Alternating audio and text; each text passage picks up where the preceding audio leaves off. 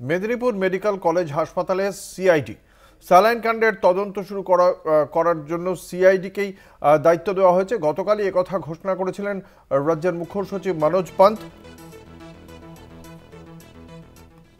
আমাদের সঙ্গে রয়েছেন আমাদের প্রতিনিধি প্রসূন মুখোপাধ্যায়। প্রসূন, আজ সিআইডির এই টিম কখন পৌঁছয় মেদিনীপুর মেডিকেল কলেজে?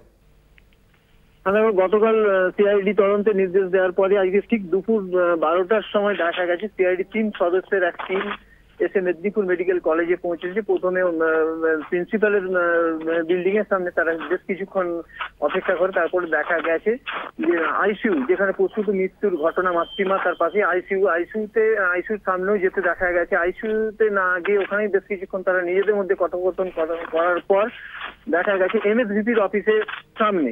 এই মুহূর্তে যেটা জানা যাচ্ছে, এমএসভিপি অফিসের সামনে তারা দীর্ঘক্ষণ ধরে অপেক্ষা করছে।